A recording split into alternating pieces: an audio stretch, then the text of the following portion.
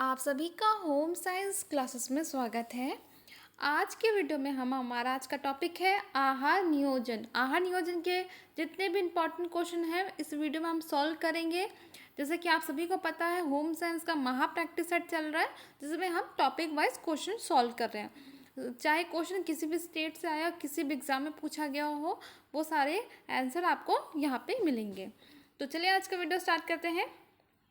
पहला क्वेश्चन है चुनिंदा पोषकों को शामिल करना जो एक भोजन विशेष में सामान्यतः नहीं पाए जाते डैश कहलाते हैं। वो क्या कहलाते हैं? सुदृढ़ीकरण कहलाते हैं। ठीक है। किसी के भोजन में हरी सब्जियां आवश्यक क्यों हैं? हरी सब्जियां हमें क्यों खानी चाहिए? क्योंकि उसमें बहुत सारे विटामिन और खनिज लवण पाए जाते हैं। देखिए आप, ये DSSB PGT 2018 में पूछा गया था क्वेश्चन। कौन सी भोजन सेवा प्रणाली एक केंद्रीय इकाई में भोजन उत्पादित करके अन्य छोटी इकाइयों को प्रसंस्कृत भोजन बांटती है? तो ये पारंपरिक में होता है। ठीक है, जो पारंपरिक भोजन प्रणाली है उसमें होता है। एक इकाई में रखकर पूरा इसको छोटी छोटी इकाई में बांटते हैं। खेल कूद पोषण किसी की डैश में सुधार के संबंध में पोषण और भोजन के अध्ययन और अभ्यास है। तो ये एथलेटिक निष्पादन में किया जाता है। खेल कूद पोषण जो होता है ना, एथलेटिक निष्पादन के सुधार के लिए किया जाता है। अंतरिक्ष भोजन के संगठन में शामिल है। जो अंतरिक्ष भोजन संगठन है उसमें क्या शामिल होता है? उसमें शामिल होता है आपका ये सारे देखा जाए कार्बोहाइड्रेट 51%, प्रोटीन 17% और वसा 22%। तो ये जो सारे ऑप्शन है ना, ये इसमें सही नहीं दिए गए हैं। ठीक है, चारों ऑप्शन इसमें सही नहीं है। तो देखते हैं आंसर इसमें। देखिए यहाँ भी इसका सही आंसर इसमें नहीं है क्योंकि चारों ऑप्शन गलत है। तो इसमें दिया क्या है?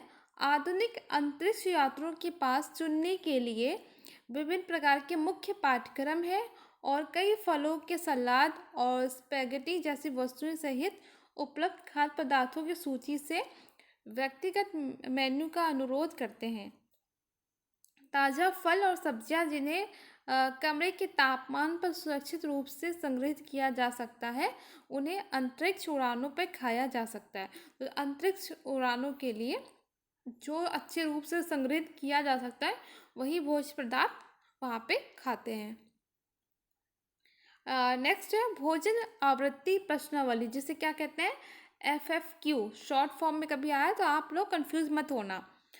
भोजन और दीर्घकालीन रोगों से इसके संबंध के मूल्यांकन के डैश अध्ययन में सर्वाधिक सामान्यतः प्रयुक्त विधि है। तो ये प्रायोगिक विधि कहलाती है। ठीक है। भोजन के कच्चे रेशों के अनुमान के लिए समुचित क्रम है। तो जो भोजन के कच्चे रेशे है उसका अनुमान कैसे लगा सकते हैं, उसका क्या क्रम है? तो उसका जो सही क्रम है वो है भोजन को सुखाना, ये हमारा पहला है। फिर आपका दूसरा आता है 1.25% NaOH के साथ पहचानना और छानना। ठीक है, ये हमारा क्या हो गया? दूसरा हो गया। तीसरा क्या है हमारा? कच्चे नमूनों को तौलना, चूज कर करना। ठीक है, ये तीसरा है, चूज करना। ठीक है। और चौथा हमारा आ गया 1.25% से H2SO4 के साथ पहचानना और छानना। ये हमारा चौथा हो गया सही क्रम। नेक्स्ट है व्यायाम में पोषण की भूमिका क्या होती है? तो ये होती है व्यायाम के बाद वापसी पर भारी प्रभाव पाया जाता है। ठीक है, ज़्यादा आप व्यायाम जैसे एक्सरसाइज करते हैं तो। ठीक है।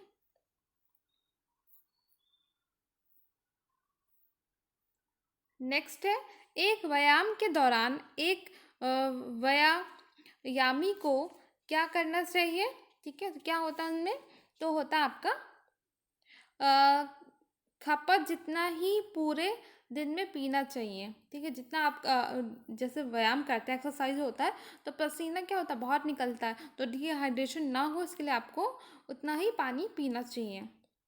अर्गोनॉमिक्स शब्द को ग्रीक शब्द अर्गोन और नोमस से बनाया गया है, जिनका मतलब है, उसका क्या मतलब होता है, आपका नैसंगिक नियम के साथ काम करना होता है। ठीक है, कैसे सही ढंग से आप अपना एनर्जी बचा के काम कर सकते हैं।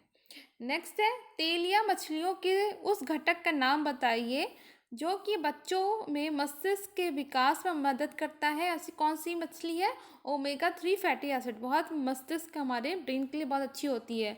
तो ये टीजीटी झारखंड 2017 के एग्जाम में पूछा गया था क्वेश्चन।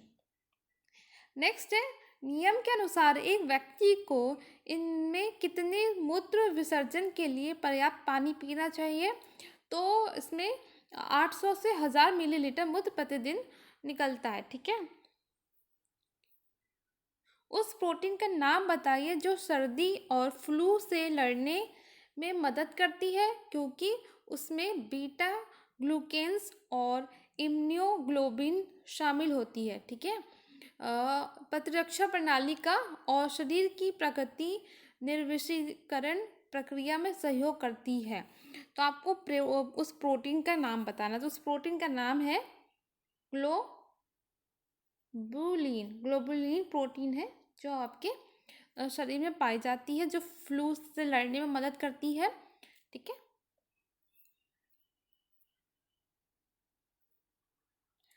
नेक्स्ट है क्वेश्चन, निम्न में से कौन सी इकाई पानी के गंदलेपन को मापने के लिए प्रयुक्त नहीं की जाती है, तो आपका एटीयू ये प्रयुक्त नहीं होती है, बाकी एनटीयू, जेटीयू, एफटीयू सारे प्रयुक्त होते हैं। तो इससे भी आपका क्वेश्चन बन सकता है नेक्स्ट एग्जाम में। पीएम बच्चों के बीच कुपोषण का सबसे व्यापक रूप से प्रचलित रूप है। पीईएम का अर्थ क्या होता है, ये इसका आता है प्रोटीन एनर्जी माल न्यूट्रिशन। आपकी कमी के कारण, पीईएम की कमी के कारण आपको माल न्यूट्रिशन कुपोषण हो जाता है। वयस्क महिलाओं के लिए विटामिन सी की औसत दैनिक आवश्यकता क्या है, कितनी आवश्यकता होनी चाहिए, 30 से 40 mg होना चाहिए। ठीक है, आपको विटामिन सी देना चाहिए। नेक्स्ट है, नीचे सूचीबद्ध में से कौन सा खाद्य पदार्थ ऐसा है जिसका सेवन शिशु स्तनपान कराने से पहले किया जाए तो यह बच्चों को उत्तेजित करेगा या उसकी नींद में बाधा डालेगा। क्या आपको नहीं करना चाहिए, पहले नहीं खाना चाहिए, सोया मिल्क। ठीक है, इसको नहीं खाना पीना चाहिए।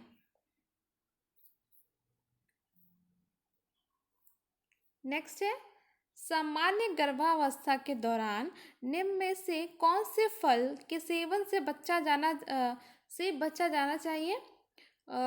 आपका जब गर्भावस्था के दौरान कौन सा फल नहीं खाना चाहिए, तो पपीता, ये सभी को पता है। खाद्य नियोजन में आरडीए का पूर्ण रूप क्या है, इसका फुल फॉर्म क्या है, इसका है रिकमेंडेड डाइटरी काउंसलर। ठीक है, उस मछली का नाम बताइए जिसे गर्भावस्था के दौरान खाने से बीमारियों से पूरी तरह बचा जा सकता है। Fresh tuna. ठीक है, नाम याद रखिएगा, झारखंड के एग्जाम में आया था 2017 टीजीटी। एक वयस्क के मिश्रित आहार में प्रोटीन की आहारी आवश्यकता होती है, कितनी आवश्यकता होती है, 1 ग्राम प्रति किलो शरीर भार के। कि आपका 40 आपका अगर 50 किलो के आप हैं तो 50 ग्राम आपको प्रोटीन की आवश्यकता होगी। पीने के पानी का टीडीएस होना चाहिए, कितना होना चाहिए, 50 से 150 mg पर लीटर होना चाहिए। 1 लीटर में 50 से 150 mg होना चाहिए। ठीक है, नेक्स्ट क्वेश्चन हमारा, प्रजनन एक दुग्ध स्रावण हेतु कौन सा खनिज आवश्यक है। कैल्शियम बहुत ही आवश्यक होता है। FSSAI का पूरा नाम क्या है, बहुत एग्जाम में पूछा जाता है, इसको एक बार आप अच्छे से याद करके रख लेना। इसका फुल फॉर्म होता है food safety and standard authority of India.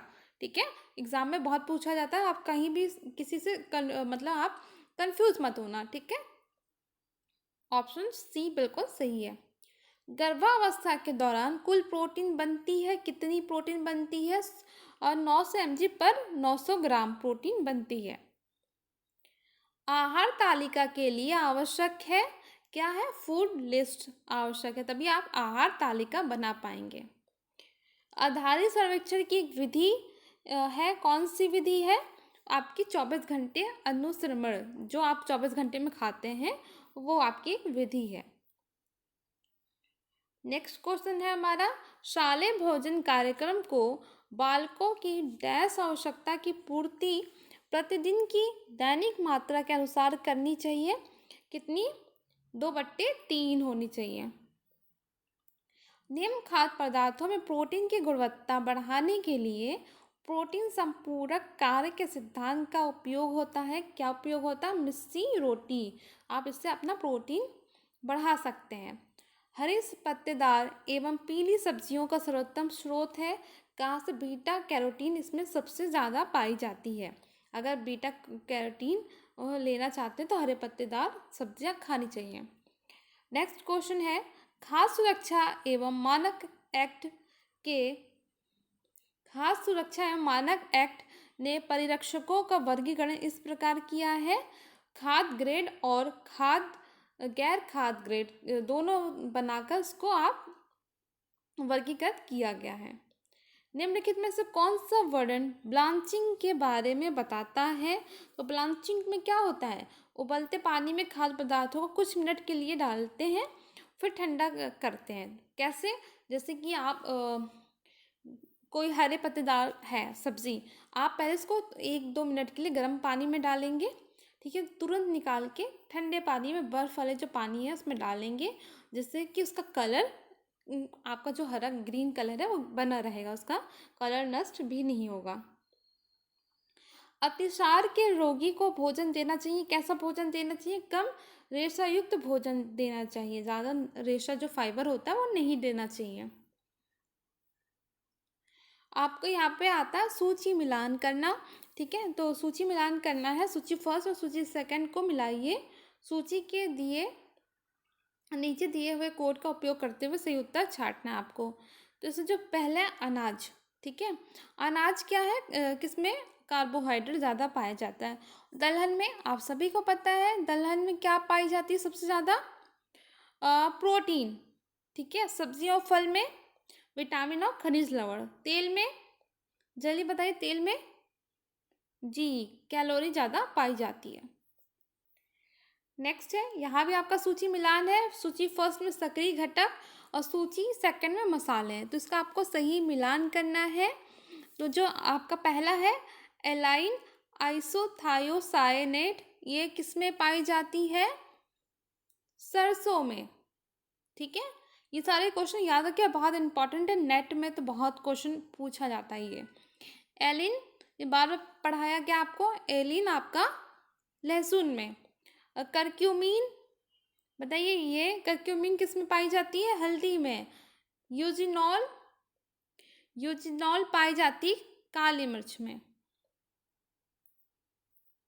Next है हमारा सूची फर्स्ट में दिए गए खपत इकाई को सूची सेकंड में दिए गए आयु समूह से सम्मिलित कीजिए। तो यहाँ पे आपको मिलान करना है, तो यहाँ पे सबको पूरा नहीं दिया है, देखते हैं यहाँ पे आंसर में ही डायरेक्ट देखते हैं हम।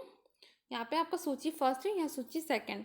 तो जो किशोर होते हैं, जो 12 से 21 वर्ष के होते हैं, उसको कितना 1.0 आपको देना चाहिए, ठीक है।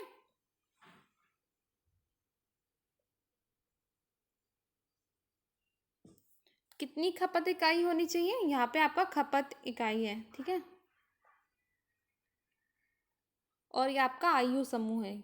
दूसरा है वयस्क महिला साधारण श्रमकर्ता, 0.8 खपत इकाई होगी उसकी। वयस्क महिला भारी जो श्रमकर्ता होती है 1.2। 7 से 9 वर्ष के जो बच्चे होते हैं 0.7 इसका खपत इकाई होगी। फिर नेक्स्ट है हमारा सूची फर्स्ट में दिए गए निम्नलिखित मानकीकरण चिन्हों को सूची सेकंड में दिए गए उत्पादों से सम्मिलित कीजिए। तो सूची फर्स्ट और सूची सेकंड यहाँ पे दिया गया है, तो आपको ये सूची मिलान करना है। तो जिसमें सबसे पहले है BIS, जो BIS है तो ये किसका आएगा, इसके अंतर्गत आता है आपका कॉफ़ी, चाय, शिशु आहार, ये आपका इसके अंतर्गत आता है। तो FPO, इसमें क्या आएगा आपका, इसमें आपका आएगा फल और शरबत। एग मार्क, एग मार्क किस में लगाई जाती है, तेल, घी, दालें और मसालों में। MMPO, ये किस में आएगा आपका, ये आएगा आपका दूध उत्पादन। फिर MPO का आएगा मांस उत्पादन। ठीक है, सही इसका क्रम है। निम्नलिखित फलों को उनके तंतुओं के अनुसार आरोही क्रम में लगाइए। तो तंतुओं के अनुसार आपको आरोही क्रम में लगाना है। जो इसमें सबसे पहला आएगा, अगर आरोही क्रम में बात करें तो सबसे पहला आएगा आपका अमरूद, ये आपका फर्स्ट हो गया। दूसरा आएगा चीकू, तीसरा आएगा आपका सेब, चौथा आएगा आपका पपीता, ठीक है, पांचवा आएगा आपका केला, छठा आएगा आपका तरबूज। ठीक है, ये आपका सही क्रम है। नेक्स्ट है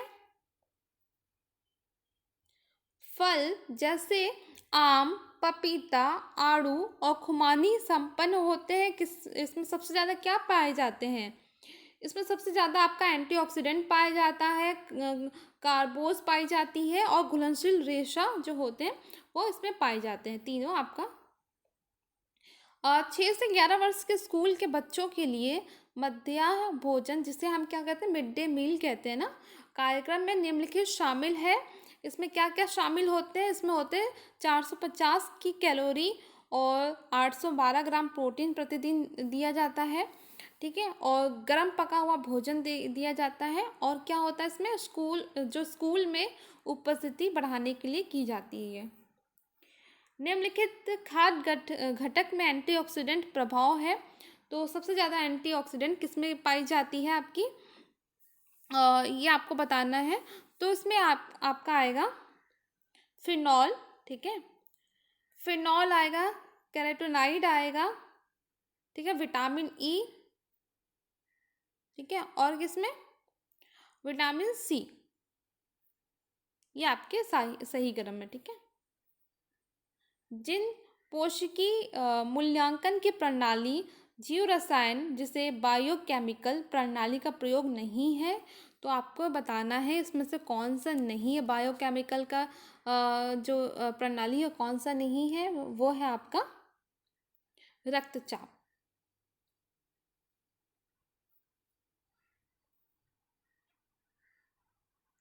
नेक्स्ट है आपका सूची मिलान करना है आपको। तो जो यहाँ पे सूची फर्स्ट और सूची सेकंड दिया गया है, तो सूची फर्स्ट में आपका प्रोसेसिंग विधियाँ हैं, ठीक है, और सूची सेकंड में आपके खाद्य पदार्थ हैं। तो आपका अंकुरण है, ये आपका प्रोसेसिंग विधि है। तो अंकुरण तो दालों से होती है ना, दालों से जो दाल होते हैं, दाल अनाज, उनसे अंकुरण किया जाता है। किण्वन, गूथा हुआ जो आटा होता है, ठीक है, घोल होते हैं, ठीक है। प्रबलीकरण, ये आपका तेल, मक्खन, आटों में से किया जाता है। प्रतिरक्षण, निर्जली खाद्य पदार्थ, ठीक है, सब जल निकाल लिया जाता है। नेक्स्ट है सूची फर्स्ट में दिए गए परिरक्षणों को सूची सेकेंड में दिए गए उसके रासायनिक यौगिक से मिलाइए। तो परिरक्षण आपका सूची फर्स्ट में है, सूची सेकेंड में है रासायनिक यौगिक, तो आपका इसका सही मिलान करना है। तो इसमें आपका निनडाइड्रीन परीक्षण जो किया जाता है उस किसके लिए किया जाता है, ये अमीनो एसिड के लिए किया जाता है। ठीक है, 2,6 डाइक्लोरोफिलोन इंडोफिनॉल परीक्षण, तो ये किसके लिए की जाती है परीक्षण, ये गाजर के लिए की जाती है। ठीक है, ओसोजोन परीक्षण, ये परीक्षण आपके रिड्यूसिंग आपका शुगर लेवल जो होता है उसको कम करने के लिए किया जाता है। फिर एसिड वैल्यू, तो इसमें आपका किसके लिए किया जाता है, ये मुक्त वसा अम्ल का पता लगाने के लिए किया जाता है। और फिर आता है आपका आयोडीन वैल्यू, ये किस लिए किया जाता है, ये की जाती है वसा की असंतृप्तता के लिए की जाती है। नेक्स्ट है आपका कथन अभिकथन। यहाँ पे क्वेश्चन दिया गया है, ठीक है। जो है आहार में प्रवृत्त ताप उत्पत्ति उन आहारों में कम होती है जिनमें वसा की मात्रा अधिक होती है। तो इसका अभिकथन आपका जो दिया गया है ए, ठीक है। तो ये तो मतलब ये सही नहीं है, ठीक है। वसा के होने से ताप उत्पत्ति आहार में कम होती है, ये आपका गलत है। जिसका कारण दिया गया है, कार्बोज की अपेक्षा वसा में पाचन और अवशोषण और उपापचय में अधिक ऊर्जा प्रयोग होती है। तो ये भी आपका गलत दिया गया है। तो आर, ए और आर आपका दोनों गलत है। एक मिनट, नहीं, आपका जो ये ए गलत है, ठीक है, सॉरी, ए गलत है लेकिन आर बिल्कुल सही है। कार्बोज यहाँ पूछा ना, कार्बोज की अपेक्षा वसा में पाचन और शोषण चयापचय में अधिक ऊर्जा लगती है, क्योंकि हाँ, ये बहुत वसा क्या होता है, बहुत जटिल होता है, ठीक है। और जटिल होने के कारण इसके पाचन और शोषण में ज़्यादा ऊर्जा की खपत होती है। नेक्स्ट है आपका, निम्नलिखित में से सक्रिय वियर के कौन से प्रमुख गुण है जिनमें आजकल रुचि है। तो कौन कौन से गुण पाए जाते हैं सक्रिय वियर में, ठीक है। तो उसके जो है, इसमें जो थर्मल इंसुलेशन होता है, एक गुण जो पाई जाती है। फिर इसमें आपका आता है पूर्ण प्रतिलंबी के साथ खिंचाव होता है। फिर जो तीसरा गुण पाया जाता है, इसमें होता है नमी स्थानांतरण। और जो चौथा गुण पाया जाता है पानी प्रतिरोध। ये चार गुण इसके पाए जाते हैं। यहाँ पे दिया गया है खाद्य सुरक्षा योजना परिचालन यंत्र का कार्य करती है। तो ये तो बिल्कुल सही है, क्योंकि खाद्य सुरक्षा योजना होती है वो परिचालन तंत्र का काम करती है, क्योंकि उसका सुरक्षा के लिए आपका अच्छा होता है, ठीक है। HACCP खाद्य वितरण इकाई की एकमात्र सुरक्षा योजना है। तो ये आपका गलत है, तो ये सही है और आर गलत है। एक धात्री माता जो मतलब जो 0 से 6 माह के बच्चों को दूध पिलाती है के लिए एक वयस्क स्त्री की तुलना में जो ना गर्भवती है और ना ही शिशु को दूध पिला रही है, निम्नलिखित पौष्टिक तत्वों की प्रस्तावित मात्रा बढ़ जाती है, ठीक है। तो कितनी मात्रा बढ़ती है, अगर जो एक धात्री माता जो 0 से 6 माह के बच्चों को दूध पिलाती है, तो उसके लिए देखिए कौन क्या क्या बढ़ जाती है। तो उसके लिए सबसे पहले क्या होगा, कैल्शियम बढ़ेगा, क्योंकि वो दूध पिला रही, तो उसके लिए कैल्शियम बहुत ही आवश्यकता होगी। फिर अगर कैल्शियम है तो विटामिन ए की आवश्यकता बढ़ती है, ठीक है। फिर प्रोटीन की आवश्यकता बढ़ती है, क्योंकि दूध बच्चों को पिला रही है, तो प्रोटीन भी होना चाहिए और विटामिन सी होना चाहिए। ये चीज़ें बिल्कुल उसमें ज़्यादा बढ़ जाती है। अगर वो गर्भवती होती है तो लौह तत्व भी इसके अंतर्गत आता, लेकिन यहाँ पे ये आपको 4 चीज़ें बहुत ही आवश्यकता होती है, उसको ज़्यादा देनी चाहिए। तो आज के लिए इतने ही क्वेश्चन, 48 क्वेश्चन हो गए हैं, ठीक है। नेक्स्ट वीडियो में हम और इसी से रिलेटेड और क्वेश्चन सॉल्व करेंगे। तो वीडियो पसंद आ रहा है तो प्लीज़ वीडियो को लाइक करें, कमेंट करके बताया करें ना आपको वीडियो कैसा लग रहा है।